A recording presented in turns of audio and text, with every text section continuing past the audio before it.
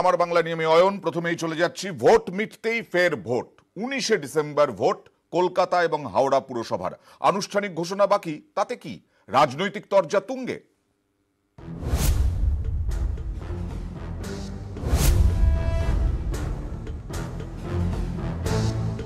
উপভোট যেতে না যেতেই এবার পুরো ভোট। ডিসেম্বরে পুরো ভোট কলকাতা এবং হাওড়ায়। সূত্রের খবর, রাজ্যের আবেদনের সম্মতি দিয়েছে নির্বাচন কমিশন। আনুষ্ঠানিকভাবে ভোট ঘোষণা হওয়ার আগেই শুরু রাজনৈতিক চর্চা। 21-এর বিধানসভা ভোটে ঝড় তোলে তৃণমূল। তারপর ভবানীপুর সহ 3 কেন্দ্রের ভোটে 3-3, আর এবার উপনির্বাচনে 4-4। এবার পুরো ভোটেও সবুজ ঝড় হবে বলে আত্মবিশ্বাসী তৃণমূল।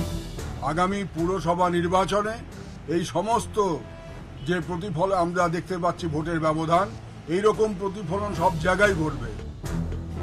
একের পর এক ভোটে ভরাডুবির জেরে বিজেপির অন্দরে নানা প্রশ্ন, কিন্তু তাদের নেতাদের গলায় বারবার সন্ত্রাসের অভিযোগের তত্ত্ব।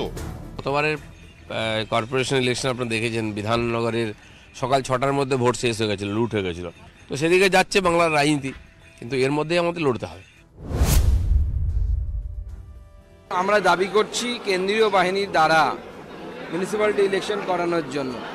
যদি তা সম্ভব হয় তাহলে পরে ভারতীয় জনতা পার্টি পশ্চিমবঙ্গের বেশিরভাগ জায়গায় মিউনিসিপ্যালিটি এবং কর্পোরেশন দখল করবে।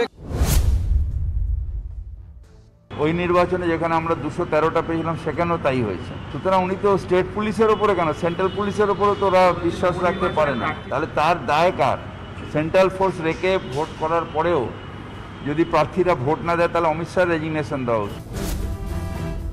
21-এর বিধানসভা ভোটে কলকাতা এবং হাওড়ায় একটিও আসন পায়নি বিজেপি। ডিসেম্বরে এই 2 জেলায় পুরো ভোট, যা ঘিরে এখন থেকেই হাওয়া গরম। নিউজ 18 বাংলা। আগরতলা পুরো ভোটে মহিলাদের প্রাধান্য। তৃণমূলের 51-র মধ্যে 25টি আসনে মহিলা প্রার্থী। ত্রিপুরায় আর কয়েকদিনের মধ্যেই পুরো ভোট, আর সেই পুরো ভোটের প্রার্থী তালিকা প্রকাশ করল তৃণমূল কংগ্রেস। 51টি আগরতলা পুরসভা নির্বাচনে আগরতলার 51টি আসনের মধ্যে 25টি আসনে মহিলা প্রার্থী দিল তৃণমূল কংগ্রেস।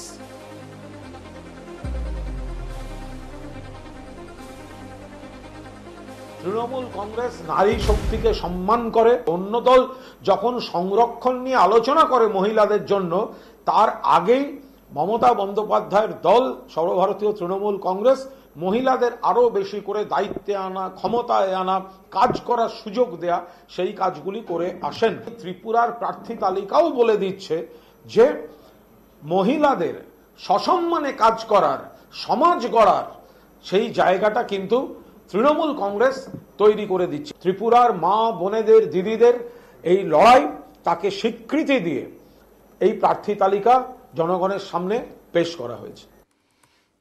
টানা 34 ঘন্টা অবরোধ, রেল লাইনে বসে। দাবি একটাই, নদিয়ার জালালখালী স্টেশনে সব ট্রেন দাঁড়াতে হবে। শেষমেশ পৌঁছলেন রেলের আধিকারিকরা। তাঁদের আশ্বাসে উঠল অবরোধ। দেখুন।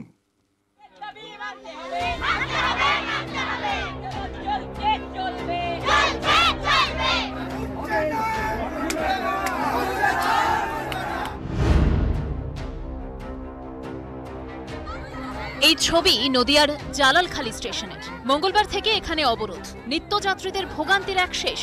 বিক্ষোভকারীদের দাবি, লকডাউনের সময় যেমন দাঁড়াতো, তেমনি এখনো সব ট্রেনকে এই স্টেশনে দাঁড়াতে হবে। আমাদের দাবি, এখানে সমস্ত লোকাল ট্রেন আপ ডাউন দুখানে যেন দাঁড়ায় এবং লালগুলা। জালালখালীর উপর দিয়ে ট্রেনটা যায়, অথচ থামে না কেন? 1 সেকেন্ড 5 মিনিটের জন্য দাঁড়ালে কি হয়? শিয়ালদা মেন লাইন, নদিয়ার রানাঘাট ও কৃষ্ণনগরের মাঝে জালালখালী। এই জালালখালীতেই লাগাতার অবরোধ। বিক্ষোভে সামিল হন বেশ কয়েকটি গ্রামের বাসিন্দা। এই বিক্ষোভের জেরেই বিপর্যস্ত হয়ে পড়ে রানাঘাট থেকে লালগোলার মাঝে ট্রেন চলাচল। কিছু প্রতিশ্রুতি দিয়েছে, সেটা অবরোধকারী যারা আছে তাদের যা দাবি, সেই দাবি তাদের সঠিক মনে হয়নি, তারা মানেনি। তারা আরও উপর লেভেলের কোনো অফিসার আসলে তারা মানবে, আমি একটা কথা জানতে পারছি। অবরোধের জেরে বিভিন্ন স্টেশনে আটকে যায় একাধিক ট্রেন। অন্য রুট দিয়ে ঘুরিয়ে দেওয়া হয় দূরপাল্লার ট্রেনগুলি। এদিকে রেল জানিয়ে দেয়, সব ট্রেন থামানোর দাবি মানা সম্ভব নয়। অলরেডি কথা বলেছি অবরোধকারীদের সঙ্গে। আমরা আশা করবো যে তারা অবরোধ তুলে নেবে। আমরা এই চিন্তা ভাবনাও করছি যে আরো কিছু ট্রেন বাড়াবার জন্য, কিন্তু সব ট্রেন কোনো স্টপেজ দাঁড়াতে পারে না। বিক্ষোভকারীরাও অবরোধ চালিয়ে যেতে থাকেন। শেষমেশ বুধবার বিকেলে এলাকায় পৌঁছন রেলের অফিসাররা। কথাবার্তা শুরু হয়, তাতেই চিড়ে ভেজে। আরো 22টি ট্রেন জালালখালী হল্টে দাঁড়াবে। রেলের এই আশ্বাসে অবরোধ ওঠে। ততক্ষণে 34 ঘন্টা পার। নদিয়া থেকে সমীর রুদ্রের report, news 18 Bangla. Swasthyasathi card নিয়ে ব্যাপক উৎসাহ রয়েছে সাধারণ মানুষের মধ্যে। সেই স্বাস্থ্যসাথী কার্ড বিভিন্ন হাসপাতালে প্রত্যাখ্যান হয়। সেই প্রত্যাখ্যান রুখতে নয়া ব্যবস্থা, 24 ঘন্টার টোল ফ্রি নাম্বার চালু। স্বাস্থ্যসাথী বিভাগে অভিযোগ জানানো যাবে 4টি হোয়াটসঅ্যাপ নাম্বারেও।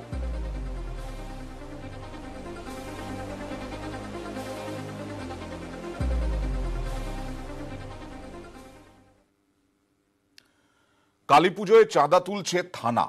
রশিদ ছাপিয়ে চাঁদা তোলার অভিযোগ থানার বিরুদ্ধে।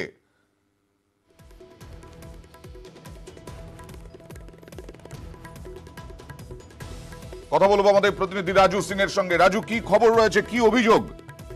দেখো, অরিন্দ, প্রথমেই বলবো যে বেলপাহাড়ি থানার বিরুদ্ধে অভিযোগ রয়েছে যে বেলপাহাড়ি থানার যে কালীপুজো, সেই কালীপুজোর রশিদ ছাপিয়ে চাঁদা তোলা হচ্ছে, এমনটাই অভিযোগ উঠছে।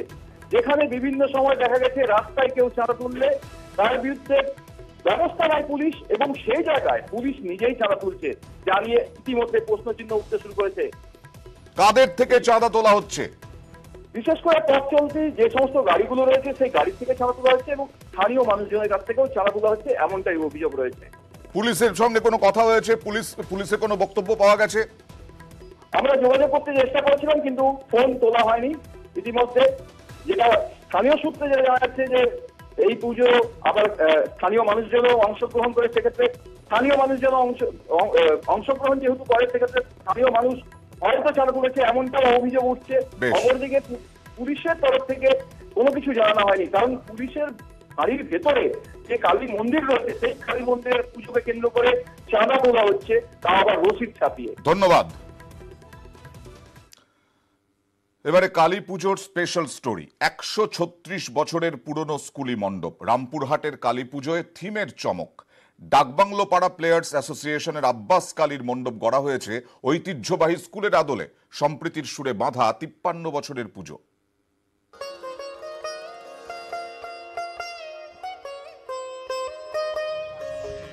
রামপুরহাটের ডাকবাংলো পাড়ার কালী পুজোয় সম্প্রীতির সুর। লোকমুখে কালী এখানে আব্বাস কালী। 26 বছর আগে পুজোর দায়িত্ব নিজের কাঁধে তুলে নেন স্থানীয় যুবক আব্বাস হোসেন। পরে তিনি রামপুরহাট পুরসভার কাউন্সিলরও হন। বর্তমানে পুরসভার প্রশাসক মণ্ডলীর সদস্য। তার নামেই পুজো এখন স্থানীয়দের মুখে আব্বাস কালী। আমাদের রামপুরহাটের খুব শান্তিপ্রিয় জায়গা। আমরা হিন্দু মুসলিম খ্রিস্টান একত্রভাবে আমরা সংবদ্ধ হয়ে এই পুজোটা খুব আন্তরিকভাবে সকলের সহযোগিতায় পুজোটা কিন্তু আমরা শুরু করেছি, এবং সবসময় পুজো করার ফলে মানুষের একটা আনন্দ, মানুষকে যেরকম দিয়ে আমাদেরকেও আনন্দ দেয়।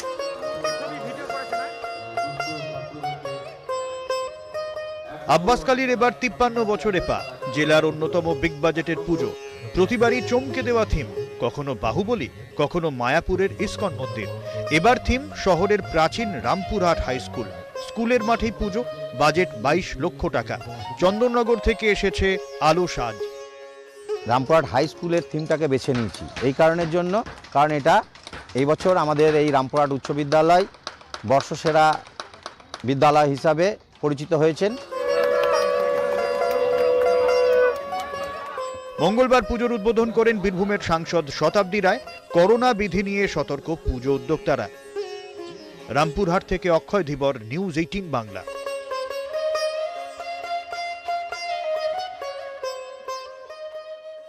এবার চলে যাব বাঁকুড়ায়। বাঁকুড়ার বড় কালীতলার কালী আরাধনায় ফিরে আসে অগ্নিযুগের ইতিহাস। 450 বছরের ইতিহাস। রঘু ডাকাতের হাত ধরে শুরু চট্টোপাধ্যায় বাড়ির কালী পুজো।